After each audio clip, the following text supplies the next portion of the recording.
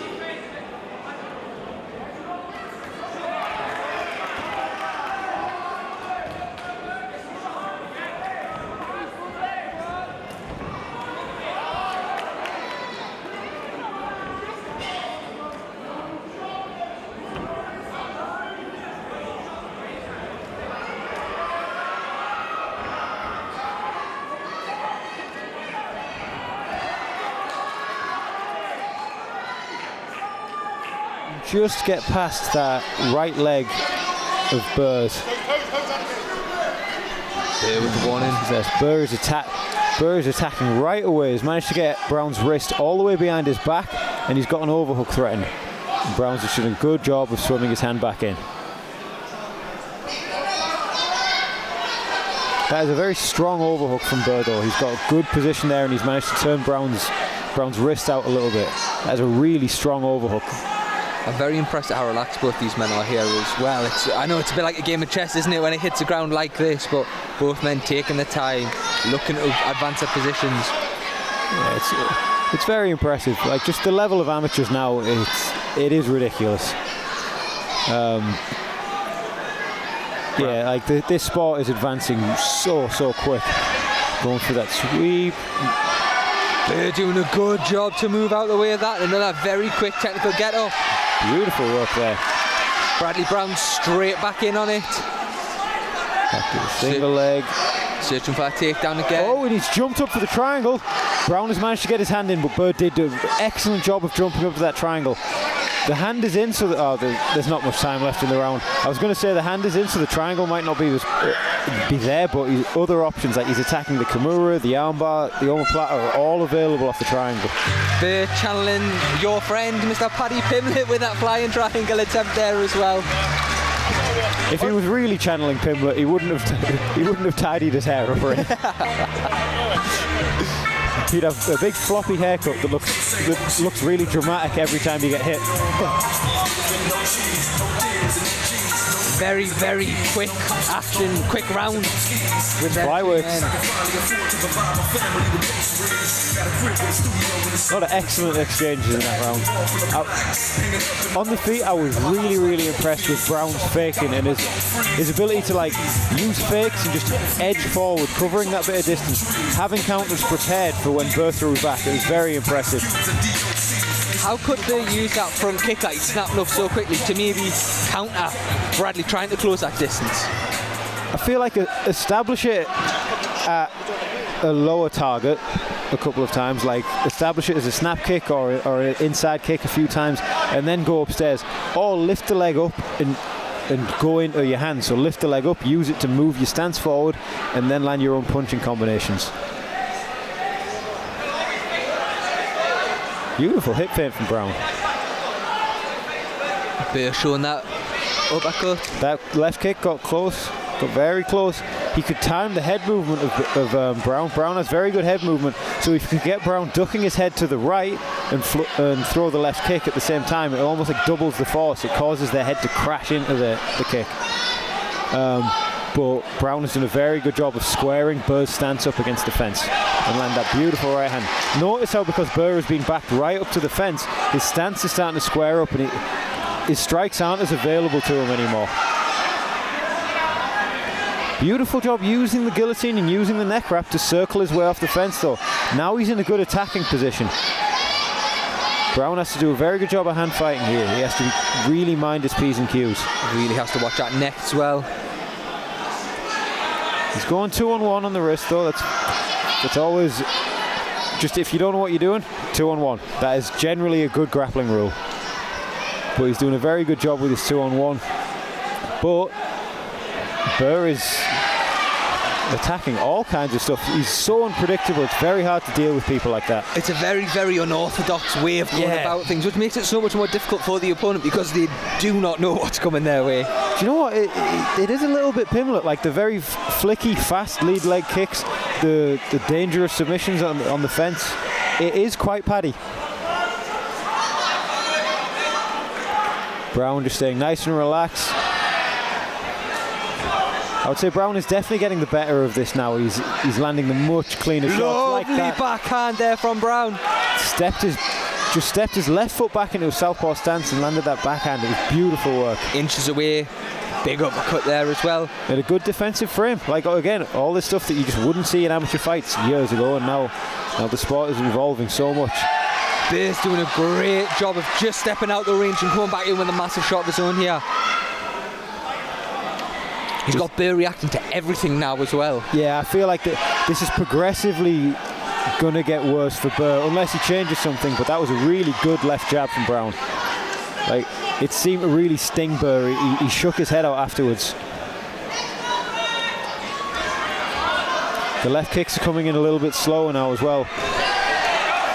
Burr going for his own takedown. He's got that leg nice and high. He's caught it. He's attempting a foot sweep. I don't feel like he'll have a lot of time to do anything with it. And then Brown manages to reverse again on top. Very mature performance from Brown. Like, he looks like he's had more fights than he has. Yeah. Like, he really does. Certainly looking the fresher of the two men as well here in the corners. Could see Andrew Fisher, his coach, signalling two rounds up to him, letting him know. Like, you can comfortably say he's 2 rounds up at this point. There seems to be a lot more urgency in the snake pit corner. Thing is, with these unpredictable wild fighters, like, it'll only take a little lapse in concentration from Brown and he could be stuck in something like Burr's a wild man. He is. Jumping triangles, big crazy lead kicks, like. Going into a round 2 rounds up, mentally, what's that like then as a fighter? Going into this now, is it hard not to coast that third? Or is it a case of each fighter to their own? Yeah, I feel like it would be a case of each fighter to their own. We'll go number 3. I think the best thing you can do really is just fight how you fight. Like, appears to be some damage just above the left eye. Beautiful kick, but Burr has managed to catch it, and Brown reversed it. Yeah, really, really good hips on him, good intuition, very excellent scrambling from Brown. Very impressed with him. Burr is now controlling his posture. I feel like Burr should be trying to be a bit more aggressive now though, because he's 2 rounds down. And if he stays here and if he just stays controlling the posture, yeah, he might not get damaged, but he's not going to win. Like, he's not going to get a finish. So I feel like he should be trying to fight for that overhook. He had a really, really nice overhook that he could set submissions up with earlier.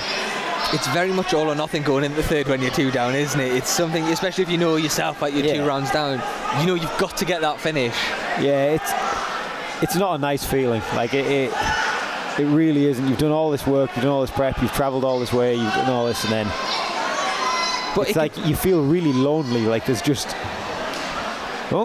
referee stand that up. It's saying he's not seen enough action. Do you know what? That was something I didn't think about. That might have been why he was controlling the posture.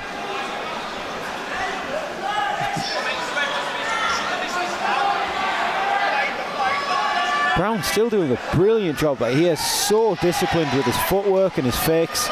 And his defensive awareness is really, really spot on. Lovely footwork from Brown. The angles he's cutting as well to get in. Just getting himself off the centre line and firing. Burr is hooking his leg over, but it's half guard now.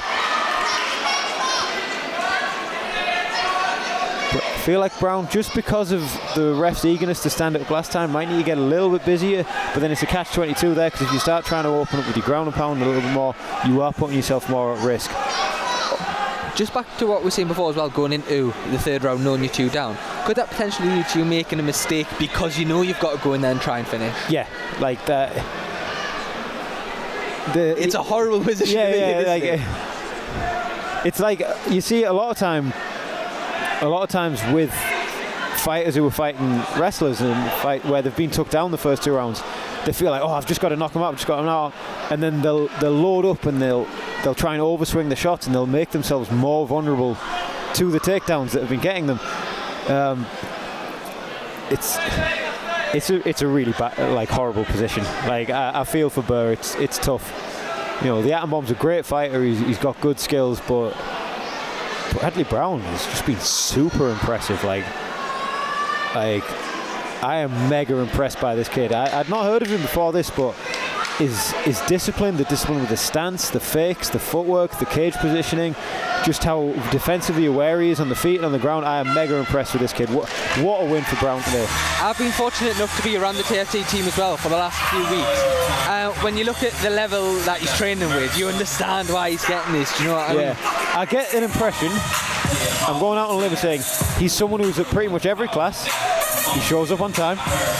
Yeah, he works hard. Student, yeah, exactly. He does all the rounds. Yeah, I get that impression from him. I get the impression he doesn't make excuses, doesn't complain. Yeah, he just trains hard and grafts. That's what I get. And there's such important qualities to have, especially so early on in his career. Yeah, like that. That was impressive. Like those. Your stand-up performance of the night so far? That's the Like, I'm mega impressed with him. Referee calling the 2 men to the centre of the cage. RMC. Nathan Reed has been given the official decision. We throw it to him now to see how the judges scored that one.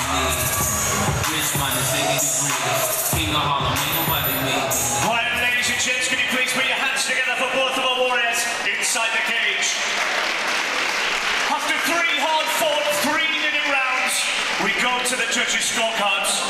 And your winner by way of unanimous decision, in the red corner, Bradley Brown! And it's a massive pop here in Rainton Meadows Arena as Bradley Brown gets the win, as expected, I think. Yeah, that was really good. Like, I am mega impressed with that kid. That was those were like skills beyond his years and experience. Very bright future for him. First win of the night as well for TFT, who are litter throughout this card tonight. And I mean, he'll be going back there, as we were discussing before, now that positivity, the momentum going in.